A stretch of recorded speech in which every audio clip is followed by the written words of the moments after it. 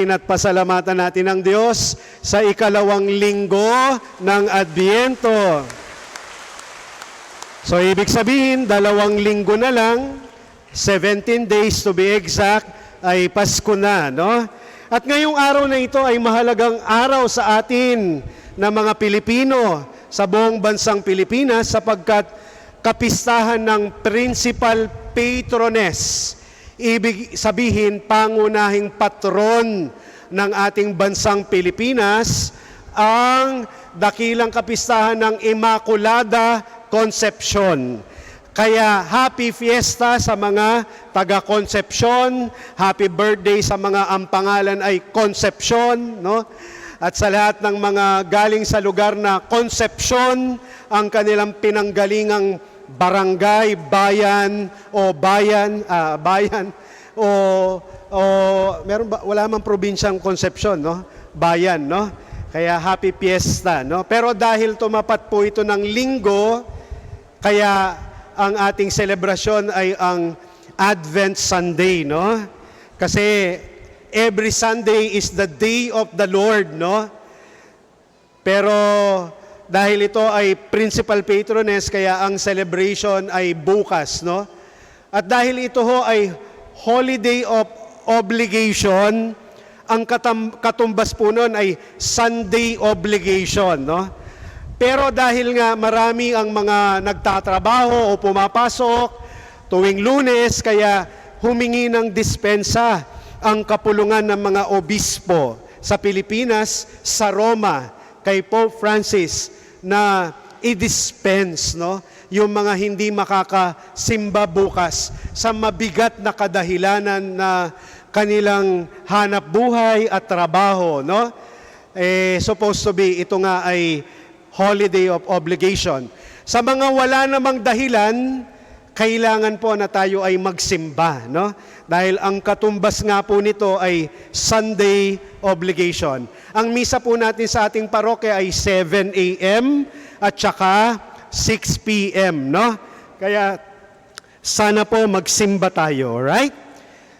Every Advent, isa sa pangunahing karakter ay si Juan Bautista, no? At lagi siyang sumisigaw, no? Ihanda ang daraanan ng Panginoon. Daan, no? The way, no? Kapag nabanggit ang salitang daan, ano ang unang pumapasok sa isip nyo? Tinanong ko rin yan kagabi sa isang minisahan kong chapel, May sumagot, no? Kapag sinabi ang daan, ang unang iniisip, traffic, no? Lalong-lalo na sa panahon ngayon.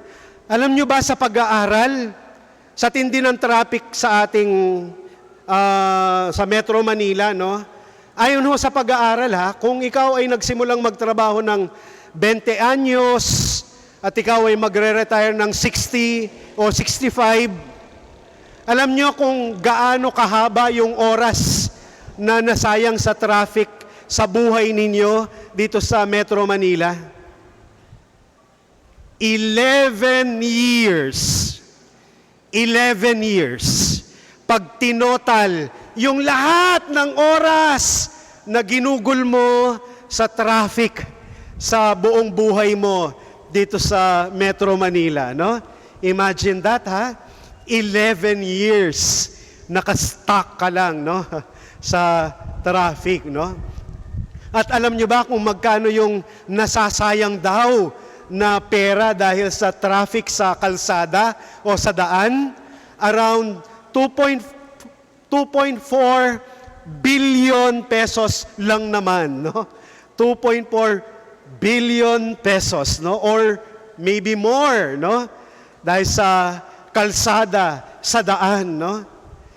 Kaya yun, no? Ang unang sinagot ng mga tao, pag sinabi ang daan, traffic. Buti na lang yung bata, may sinagot din. Anong una mong naiisip pagdaan? Sabi niya, aginaldo po. Bakit aginaldo? Malayo pa yung Pasko. 100, 200, 500, sabi niya, no? Kaya daan, no?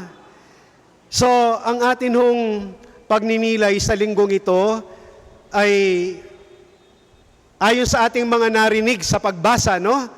ay tungkol sa paghahanda sa daan, no? Sa unang pagbasa kay Propeta Baruch, no? Yung mga Israelita ay babalik na, sabi ng Panginoon. Patagi ng mga bundok, no? Ang mga burol, tibagin, tambakan ng mga lambak, no? Babalik na, uuwi na, no? Ang mga Israelita sa kanilang bayan, sa Diyos, no? At ganon din yung sinisigaw ni San Juan Bautista sa ating ebanghelyo, no? Ayon sa aklat ni Propeta Isaías, sabi, tuwiran ninyo ang kanyang mga landas, tatambakan ang bawat lambak at titibagin ang bawat burol at bundok. Tutuwirin ang daang liku-liko at papatagin ang daang baku-bako. Ang mga daan na ito na binabanggit ay mga metaphorical na daan. Ibig sabihin ay may mga isinisimbolo ito na mas malalim na daan na kailangang tumbukin sa buhay ng tao. Hindi literal na papatagin ang bundok o tatambakan ang mga lambak.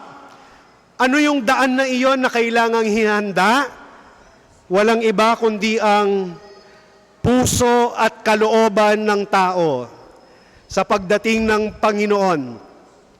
So ang papatagin, ang tuturin ay ang mga magagaspang na pag-uugali. Ang titibagin ay ang mga matataas na tingin sa sarili, no? Ang mga tutuwirin na mga liku-liko ay yung liku-likong buhay, no? Kaya yun ang nais na ipagsigawan at ipaalala sa atin ni San Juan Bautista. But how can we do this, no? Four practical things na pwede nating gawin para ihanda ang daan. Kasi marahil marami sa atin ay naghahanda na talaga, no, para sa Kapaskuhan, no? At nakahanda na yung mga isusuot, ihahanda, ipamimigay. Pero ang pinakamahalagang paghahanda pa rin ay ang ating puso at kalooban. Kaya ihanda ang daan. Tandaan ang salitang daan, no? D-A-A-N. Ito ang ating take away home word for this Sunday. Na marahil, naibigay ko na ng maraming beses, pero maganda pa rin na paalala sa atin. Prepare the way, ihanda ang daan. Una, letter D, sana dalasan ang dasal. No? Dalas-dalasan natin, hindi lang pag Sunday, hindi lang pag may kailangan tayo kay Lord, hindi lang kapag merong okasyon, kundi kung pwede, araw-araw, kung pwede, umaga, gabi. If you can do more, sabi ng ating Blessed Mother, Our Lady of La Salette, sa dalawang bata, nung tinanong sila, do you pray, my children? Sabi nila, hardly, madam. Halos hindi po. Sabi niya, pray. Pray, my children. Even an Our Father or an Hail Mary, morning or evening. No? So, dalasan natin ang dasal. Kapag ipinagbali-baligtad mo daw ang letra o mga letra ng salitang dasal, makukuha mo ang salitang, sumigaw ang isang bata, sabi niya, salad po. Salad. D-A-S-A-L, no? Pag binalibaligtad mo, salad nga naman. Sabi ko, malayo pa yung Christmas party at Pasko, no? Bakit salad na ang iniisip mo, no? Pag binalibaligtad mo ang mga letra ng dasal, makukuha mo rin ang salitang dalas. D-L-A-S, no? Dalas. Kaya sana, dalas-dalasan natin, no? Ang pagdadasal. Pangalawa, letter A, sana, ito ang battle cry ko lagi at lagi kong paulit-ulit na sinasabi, lalo-lalo na sa panahon ng Kapaskuhan, panahon ng Adviento, sa pagsisimula ng Disyembre, letter A, ayusin ang relasyon bago ang mga dekorasyon, no? Kasi lagi ko sinasabi, ang ganda-ganda ng Christmas tree, ang ganda-ganda ng mga Christmas lights at parol, ang laki-laki ni Santa Claus, ang ganda ng Belen, ang gaganda ng mga dekorasyon, pero ang pangit ng relasyon, magkakapatid na nag-aaway-away, mga anak na may mga galit at tampo sa mga magulang na may mga sama ng loob sa kanilang mga anak, magkakamag-anak na may alitan, magkakasama sa simbahan na may tampuhan, inggitan, at away, no? So, thank you na lang kung maganda ang dekorasyon, pero mas salamat sa Diyos kung ayos ang relasyon. Kaya sana ayusin ang relasyon. Naku, mas mabilis ang dating ng Panginoon kung aayusin natin ang relasyon natin. Pangatlo na letra ay letter A. Sana maganda ito na paghahanda ng daan ni Kristo sa pagtahak niya sa puso at kalooban natin. Letter A, alagaan ang kalooban. Huwag lagyan ng mga toxic at negatibong elemento ang ating puso at kalooban. Take care of your heart. Please be careful with what you put into your heart at sa loob ng iyong kalooban. Sabi nga ng isang kasabihan, garbage in, garbage out. Naalala nyo ba yung kwento ni Father Jerry Orbos na minsan naglagay sila ng Belen sa kanilang simbahan, pero imbes na dayami at magagandang mga hayop na tupa at kamelyo ang nasa Belen, ang nilagay nila dun sa Belen, basag na bote, plastic, karton, basura, at iba pang mga maruruming bagay, sako, no? Kaya yung mga tao nagtanong, Father, bakit po basura yung nasa Belen natin? At sabi ni Father, yan kasi ang simbolo ng puso at kalooban natin. Ang Belen na pagsisilangan ni Kristo ay kailangang hindi punong-puno ng dumi at basura. Kailangang alagaan ang kalooban mo. Ano ba ang kalooban mo ngayon? Alagaan mo, ha? Huwag mong masyadong damihan ang mga negative at toxic elements sa kalooban mo.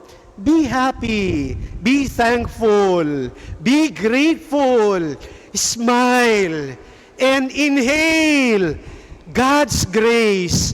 Inhale God's mercy. Huwag mong sisinghutin ang baho ng ugali ng kapitbahay mo o ng asawa mo. Ibig sabihin nun, nilalagyan mo ng bad elements ang iyong kalooban.